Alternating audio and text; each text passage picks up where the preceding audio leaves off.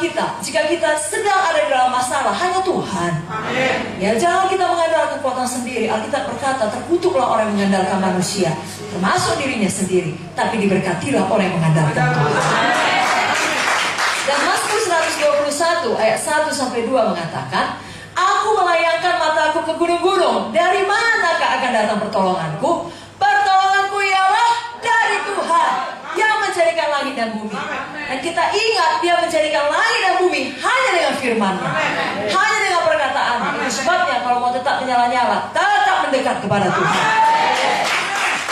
Setan akan suka mengalihkan pandangan kita daripada Tuhan, supaya kita kalau sudah kaya, ya bersandar kepada kekayaan kita. Kalau sudah ada banyak kawan kita, orang-orang yang ya kelihatannya berkuasa, bersandar kepada mereka. Sebaliknya, kalau kita ditimpa banyak masalah, setan mau kita terus dipenuhi dengan pemikiran masalah itu, lupa kita sama Tuhan. Dua-dua jangan, tetap Tuhan sumber kita. Amin. Biar kita selalu mendekat kepada Tuhan. Amin. Hana tidak mempunyai anak, dia rindu memiliki anak. Dan sebenarnya pada waktu suaminya tiap tahun pergi ke rumah Tuhan di Silo, dia bisa bawa alasan. Kau sudah punya madu ya, kau sudah punya istri lain, pergilah dengan istrimu itu dengan anak-anakmu. Aku tidak mau ikut beribadah. Tidak.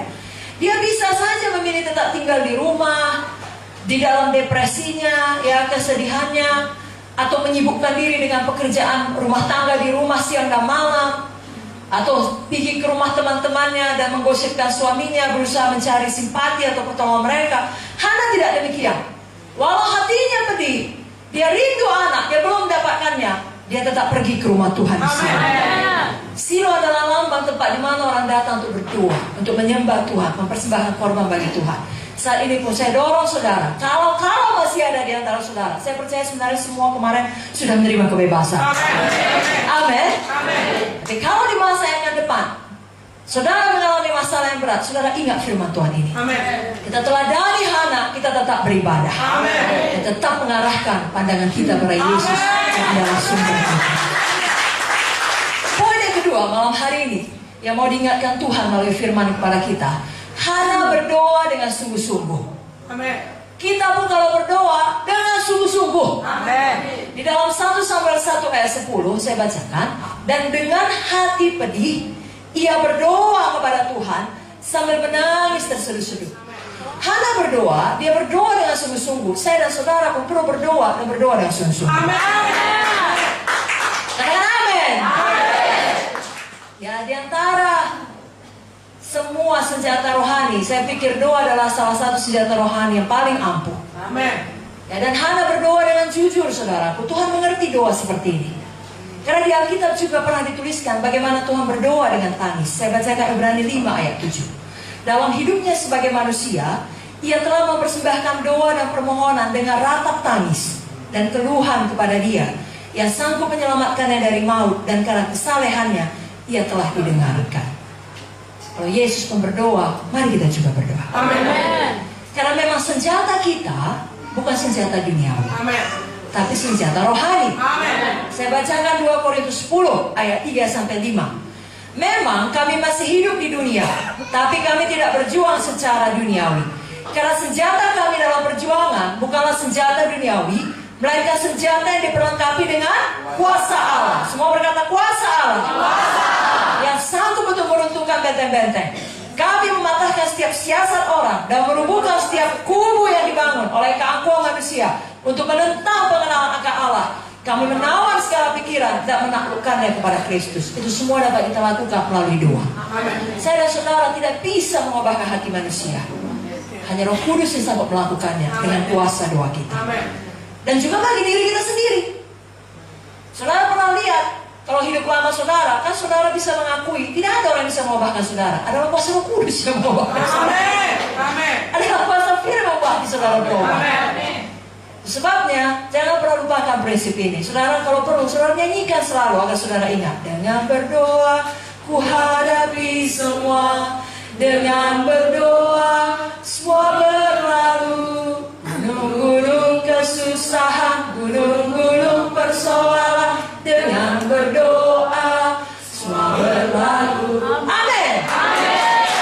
Kita, gunung-gunung kesusahan kita, gunung-gunung persoalan kita bukan datang karena dosa kita. Kalau itu memang kita harus bertobat. Tapi seperti yang disampaikan Ibu Munja tadi, kita mau mengadakan KKR lagi Paskah, KKR lagi kemerdekaan, dan dengan rahmat Tuhan kita bertemu lagi tahun depan KKR Natal. Amin saudara.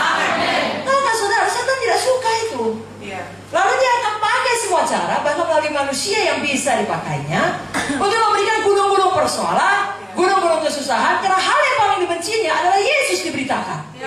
Selama saudara tidak melakukannya, dia tidak keberatan saudara diberkati, karena saudara bukan ancaman bagi kerajaan kegelapan. Tapi kalau saudara melakukannya, saudara ancaman, dan dia sangat benci itu. Itu sebabnya jangan heran kalau dari segala sisi saudara nggak ngerti loh, bukannya aku begini kok tiba-tiba bisnisku kok mengalami kemunduran. Jangan saudara heran, maju saja dengan berdoa, ku hadapi. Dan apapun yang dicuri setan, kalau saudara tetap bersuka cita, tetap berdoa, dia harus kembalikan 4 kali lipat, 7 kali lipat.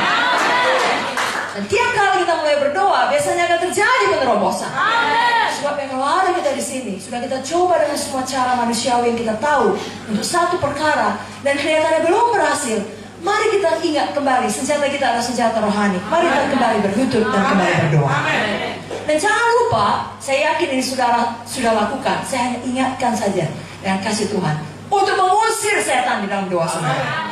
Lawanlah iblis, maka ia akan lari daripada kamu. Dia mau mengusir setan, ya amin. Dan tentunya tiap kali kita berdoa dengan sungguh-sungguh, walaupun itu menangis terseduh-seduh, bukan karena tidak ada harapan, kita menangis dengan iman. Ya, bukan soal menangis atau tidak menangis, itu terserah kepada saudara lah ya. Ya, tidak apa-apa menangis. Daud pun laki-laki gagah perkasa, raja sangat terkenal, pun menangis. Tapi bukan soal menangis atau tidak menangis, doa harus dengan iman. Karena tanpa iman tidak mungkin orang berkenan kepada Allah. Dan bagaimana menaik iman? Markus 11 ayat 24 berkata, apa saja yang kamu minta dan doakan, percayalah bahwa kamu telah menerimanya, maka hal itu akan diberikan kepadamu.